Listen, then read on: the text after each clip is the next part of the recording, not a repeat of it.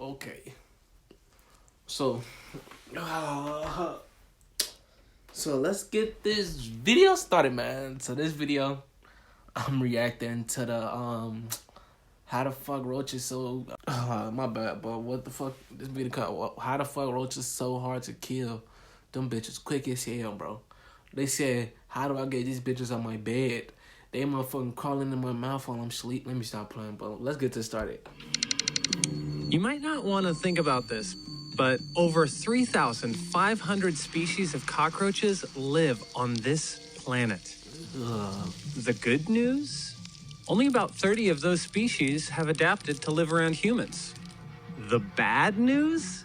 30 species of cockroaches can live around us. Roaches are one of the most common pests in the US, so it's no surprise that humans are always trying to kill them. But no matter how many times we stomp them, squash them, and bomb them with toxic chemicals, these pesky pests always seem to pop up time and time again.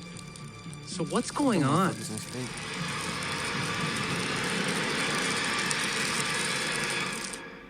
Let's take a closer look at the roach you probably know better than you'd like. Periplaneta americana, aka the American cockroach. But this name is misleading. This guy's actually from Africa, not America. It made its way to the US by infesting boats in the 16th century, and it's been spreading to almost every corner in the world ever since. Turns out it's one of the largest species of cockroach around. But that's not the only big thing about it. New research has revealed that it has a massive genome, one of the largest of any studied insect. And many of these genes are exactly what make this roach a master survivor. Let's start with the genes associated with something called chemoreception. That's how roaches smell and taste their environment. It turns out they're actually way better at sniffing out and eating food than most other insects. The American roach has 154 olfactory receptors for smell and 544 gustatory receptors for taste, more than any other insect on the planet. As a result, these cockroaches are not picky eaters. Sure, they like cheese, meat, and sugar like the rest of us, but they'll also go for things like cardboard, book bindings, human toenails, rotting meat, blood, excrement, and even each other. That's right. These roaches have been known to eat other dead or crippled cockroaches, all in the name of survival. It sounds gross, but this diverse diet makes it easy to find a meal just about anywhere, even if it's poisonous to most animals. This roach has a bunch of genes called cytochrome P450s, which help it withstand poisonous chemicals like peppermint. These genes code for detoxification enzymes, which keep the insects safe. On top of that, this roach has a super strong immune system that seeks out and kills harmful microbes and fungi, making the most unsanitary environment look like a 5-star hotel to the American cockroach. Not gross enough yet? Well, consider this. Cockroaches can live nearly a week without their heads. Yeah, that's not a myth. They don't have a highly pressurized network of blood vessels like humans, so they don't bleed out. Do y'all hear that noise when they running? It makes some. That shit making me itch, bro. Like, ugh. Let me hurry up and get done with this video. Instead, their necks actually seal off the opening. They can't regenerate a whole head, but roaches do have an impressive set of regenerative superpowers. For up to the first 2 years of its life, the American roach goes through a series of regenerative molts as it matures into an adult. During a single molt stage, it can replace lost limbs. And over a series of molts, it can regrow antennae and even its eyes. Roaches may be hard to kill, but there's an easy way to keep them clear of your kitchen: cleanliness. A roach won't just survive in unsanitary conditions, it actually enjoys it. Its heightened senses mean it actually relishes rotting food. So, store food in airtight containers, cover trash bins, and keep your basement dry. It might also be smart to plug holes in your walls, unused electrical outlets, and especially drains, since, get this, roaches can use your plumbing to climb up from sewers into your bathroom sink. Fun fact. So right now, I won't necessarily call it a trade. You could call it a trade, but I'm in this training program right now. They paying us too. We being construction workers, so they teaching us all this shit.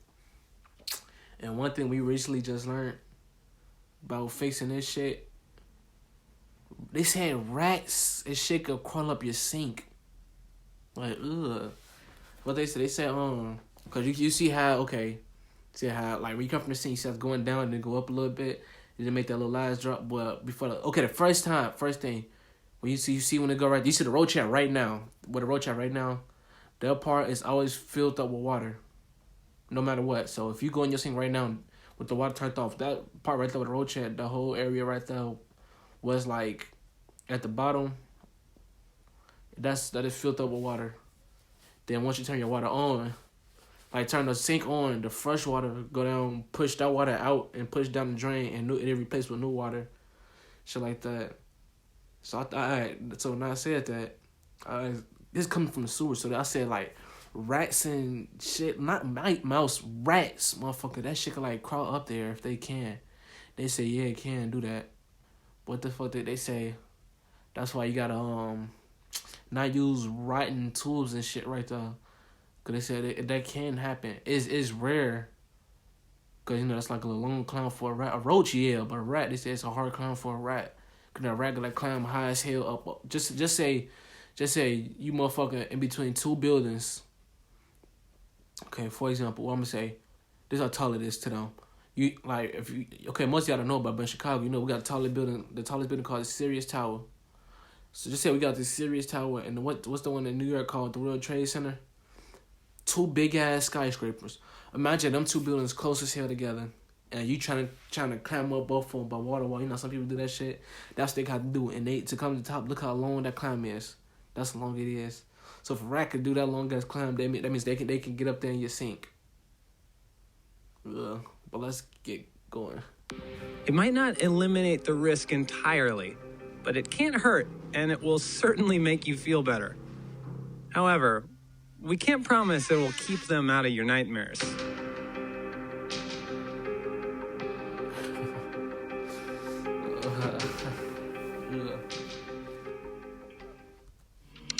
Okay. You might not. That's the end of the video. So leave a like, subscribe.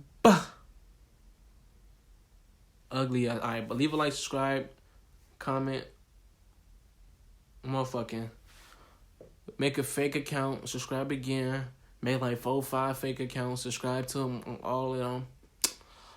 Just comment some random shit in the comment section, bro. And